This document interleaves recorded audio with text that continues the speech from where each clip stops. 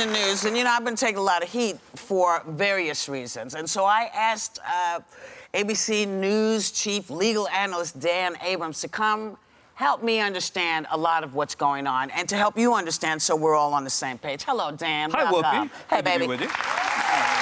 So, you know, what is the law when it comes to someone who's arrested and taken in? What is it? Is it... So if he was arrested, Right. which he hasn't been, Right. The legal standard would be proof beyond a reasonable doubt. Right. And he would be innocent until proven guilty in each one of the cases. So that is a legal thing. That is a legal thing. That is the legal standard. If you are arrested. Right. Okay. That's the legal standard if you're arrested. If you're arrested. Okay, now, 50 women have alleged that he sexually assaulted them and drugged them, and basically, as a serial rapist. Why is he still on the street? He's never been arrested or put in jail. How is that possible? A couple reasons.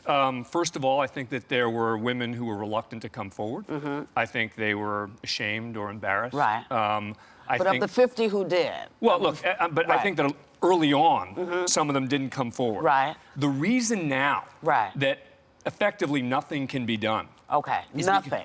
Nothing. Okay. Pretty much nothing. Okay. And there's a defamation suit out there, et cetera.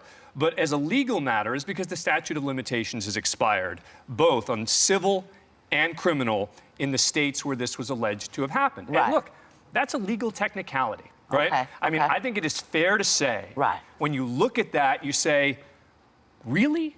Yeah. That's the reason?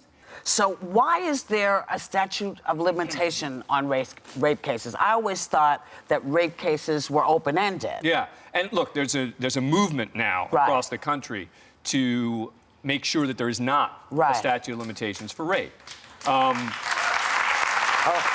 And is that something that we can, as a collective, who do we write to say, you must remove this statute of limitations, because every woman who does come through should be able to take her accuser to court and make him prove that he's innocent.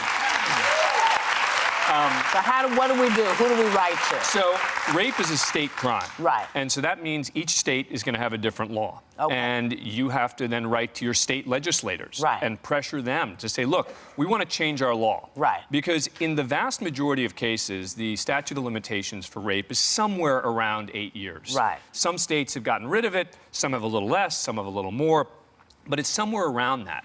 So when you're talking about cases that happened in the 70s, Right. the 80s, Right. the 90s, the statute of limitations has expired. So if you want to do something about it, you say to your legislators, look, rape is a crime that shouldn't have a statute of limitations. Right. Women should be able to come forward Whenever. when they decide Yeah. to come forward Yeah. about it. They shouldn't be forced Right. into a particular time frame. Right.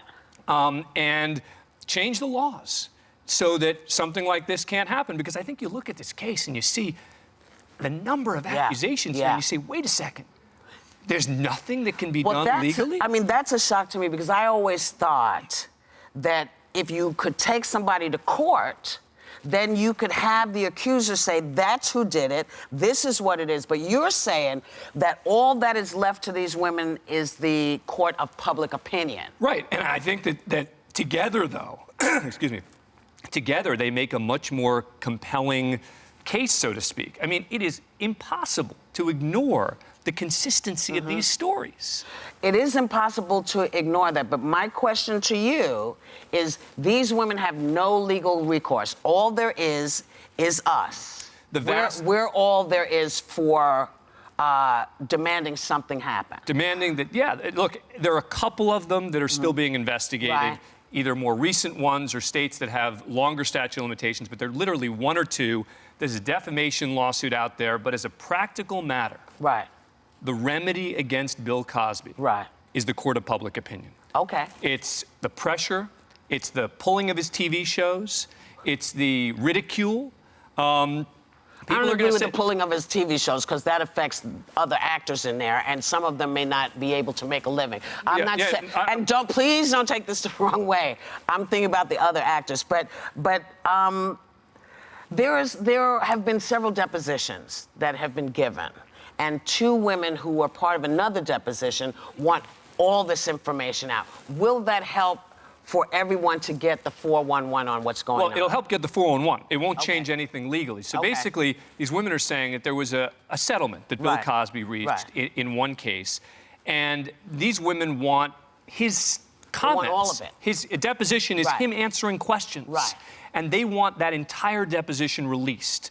Now, only a part of it has been released. Well, only less than a part of it. I mean, just 3 or 4 lines. Correct. Right? And what these women are saying is we want to see everything that he said in the context of this case. And look, in theory, in these kinds of cases, you can settle it in a way that it's supposed to remain private. This was more ambiguous, meaning in this case, there was no final secrecy put on it. Pennsylvania has 2-year laws, et cetera. So there is definitely an argument to be made that this deposition should be released. So what we've learned is there's no recourse for these women except what they're doing.